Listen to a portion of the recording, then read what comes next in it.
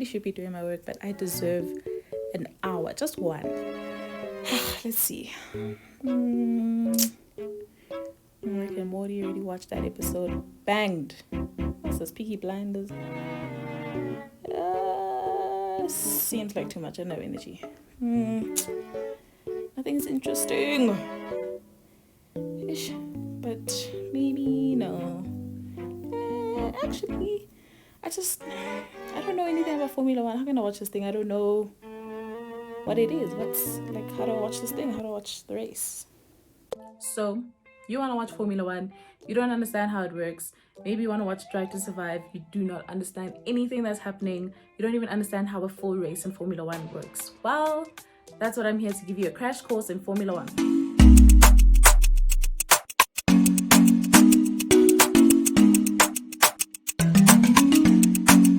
So Formula One began in 1950. After a series of races happened in the 1930s and 40s, they decided to form the Formula A, which turned into Formula One, which has now become the most popular form of autosport in the world.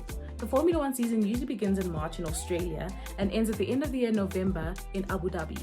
So there are currently 10 teams that are taking part in Formula One. These are Haas, Mercedes, Ferrari, Red Bull Racing, AlphaTauri, Alfa Romeo, Williams, Renault, McLaren, and Racing Point. Each team picks 2 drivers to represent their team. Even though the drivers are teammates, they drive individually to gain points towards winning the Drivers' World Championship. A race weekend consists of 3 days: practice, qualifying, and the actual race day itself. During practice, teams are able to get a clear understanding of how the car might perform during the weekend. This also gives the driver an opportunity to familiarize themselves with the racetrack as well as with how the car is performing. Qualifying is split into 3: Q1, Q2, and Q3. These are all just qualifying 1, qualifying 2, and qualifying 3.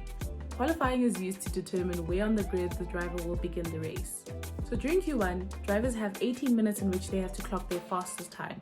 The 6 drivers with the slowest time begin at the back of the grid. During Q2, the same thing will happen. Drivers will drive their fastest and 6 drivers again with the slowest times will fill in the rest of the spots. During Q3, drivers are mostly concerned with making pole position, which is the first place. The driver with the fastest time will begin in pole position, leading the race. The third day is race day.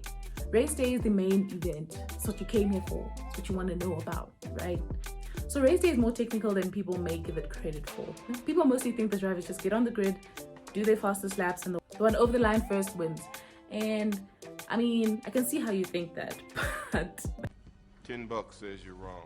So the drivers are given a specific amount of laps that they have to complete in order for them to win the race. The first person over the line with the fastest time wins the race.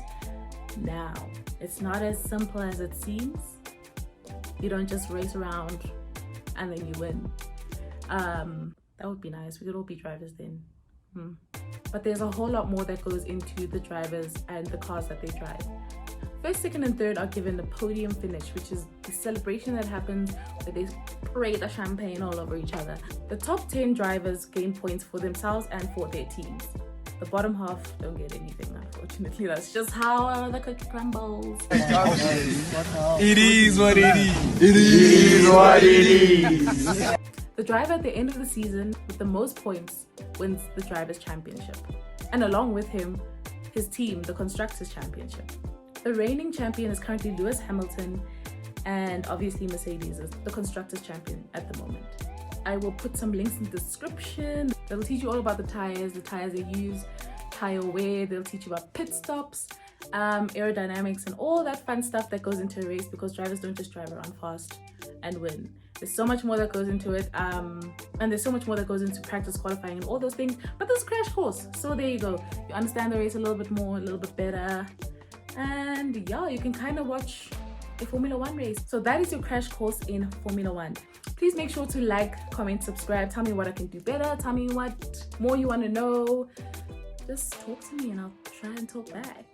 One question for everyone to put the answer in the comments below. Let me know. I'll tell you if you're correct.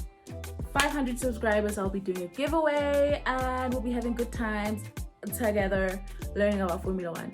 Please watch out for my video on Sunday. Put the notification bell, it's somewhere. I don't know what you're watching on, so it's there. Yeah. Don't forget to like, subscribe, comment the answers, and share with your friends. Who doesn't want to learn more? We're in quarantine. The more you know, the better. Come on. Come on. Bye.